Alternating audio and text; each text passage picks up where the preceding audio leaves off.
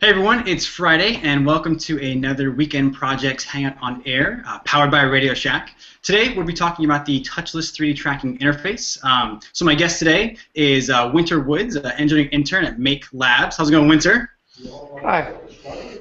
And first, before we start, thanks for sticking in with us. We had some technical difficulties today, but another thing is the maker of this latest iteration of the project, Steve Hobley, he was recently diagnosed with some strep throat and couldn't join us today. So Steve, thanks anyway. I hope you get better soon. And then also, this project was an original Instructables build that was based off of a project that Kyle McDonald put together. So shout out to him as well. And we'll just be going over this basic Arduino project, some simple supplies you have. Winter's got a really cool demonstration that we can screenshot with you.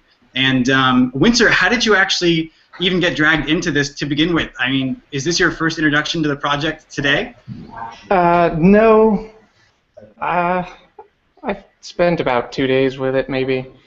Someone handed me the project, told me to start making it work. Yeah. So I spent a day and a half playing with the software, trying to get it actually working with my laptop.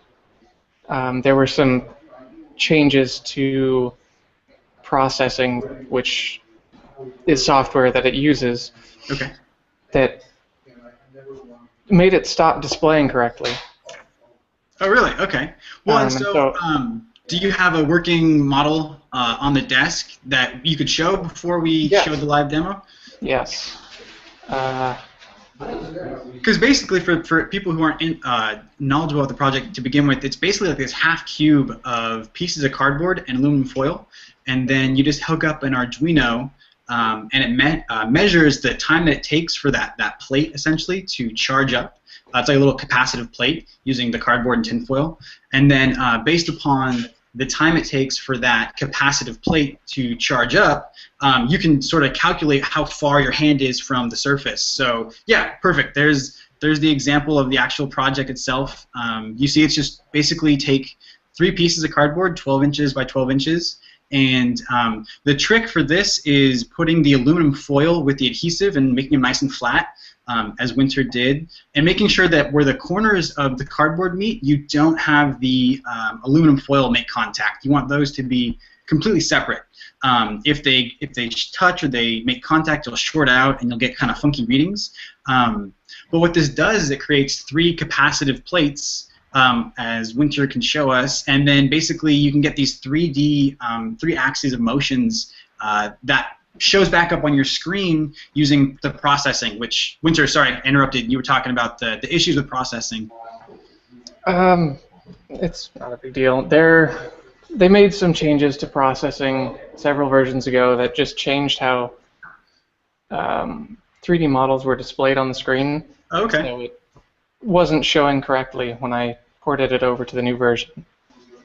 I spent some time with it, and works fine now.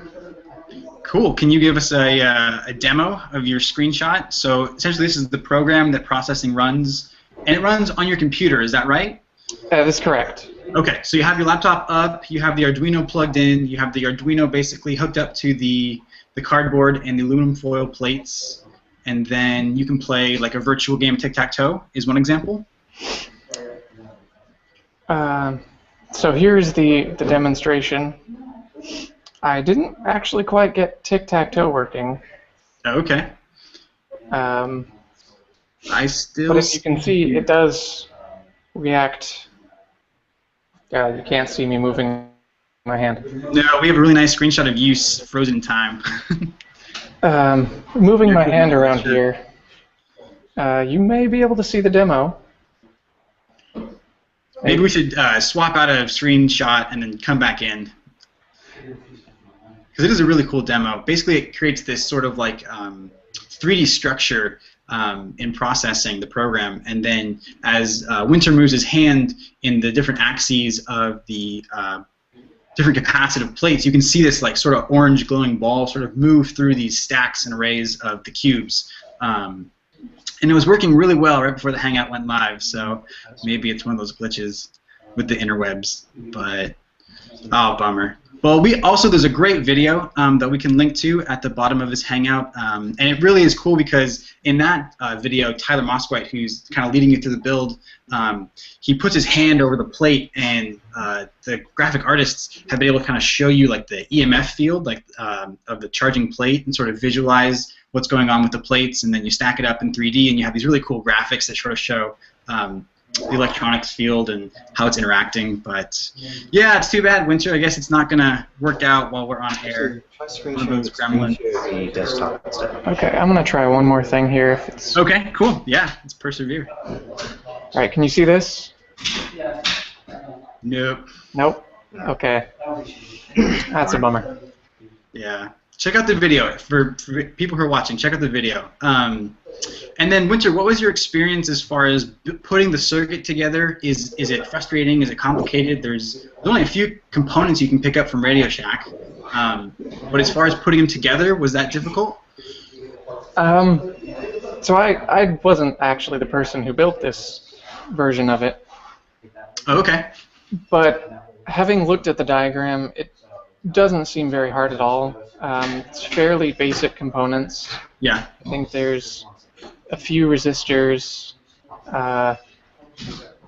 some wire, and an Arduino. Yeah, yeah.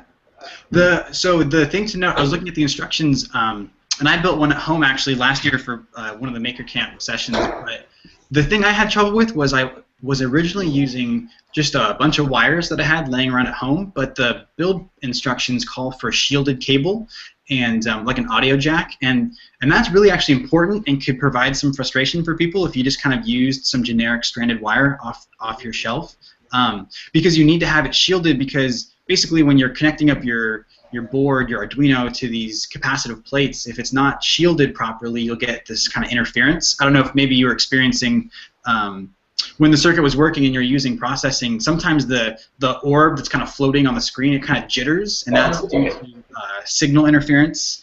That's what I found, at least, when I built my project. So it was kind of, you want to make sure you use the shielded wire. Yeah, what else? I mean, what was any other tricks kind of getting it to go, or once it was put together, it was pretty good? Once it was put together, it was pretty straightforward. It does jitter, and I think that's just part of how it works. It's very sensitive to any sort of movements or anybody walking by even. Oh, okay. There were times when I would have someone standing behind me, and it would affect how it reacted to my hand moving. Oh, wow. But other than that, it's fairly straightforward. Works really well. Yeah, it works really well when the screenshot's working. Yeah, and you know, it's cool because this process has gone through a couple iterations. Like I said, Steve Hobley picked it up, and he did the current Weekend Projects build. But we also put together a kind of like a blog post of some makers who have been using the Weekend Projects and sort of hacking them and modifying them. So, you know, a Brigham Young student by the name of Dallin Briggs, he's a mechanical engineer. He sort of put together this really cool interface where he sort of modified the 3D tracking interface, but he used it, instead of showing processing and showing like a display, he used it to control his sea perch, a little ROV robot that he put together. So that was kind of a cool way to use the basic components and the basic setup, but then apply it to, like, you know, robotics control. So you'd have your arm, and the way you move your arm in 3 axes would control 3 different motors on the robot, and then control its propulsion system. So it's a really cool kind of aspirational, inspirational project that you can modify pretty easily once you get the hang of, you know, what are the components for, why do you have to have the resistors and the shielded cable, and how do you kind of interface with the processing. So I thought it was a really good project to get started with Arduino, because the code's all provided, you know.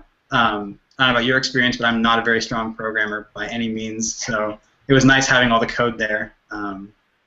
Yeah. It certainly helps. Yeah. Do you want to try one more time to do a screen share before we... Yeah. Because it's a really cool demo if it gets working, but we're having some problems. Do you see this?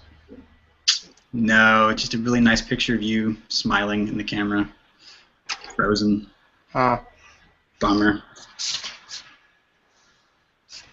Let's see. Well, yeah, I mean, thanks, Winter, for hanging out. Sorry we couldn't get that demonstration going, but again, if you watch the video, there's a really cool detailed Weekend Projects 3D tracking interface video for people who are watching on Google+. They can check that out. It'll be posted under the Hangout comments, and it really gives you a cool visualization of kind of how the surfaces are working together, and you're mapping the 3D interface to get like this sort of three-dimensional measurement system going, and with the Arduinos and all that good stuff. So yeah, again, Winter, thanks for hanging out and trying to do the demo. And Thanks for having me.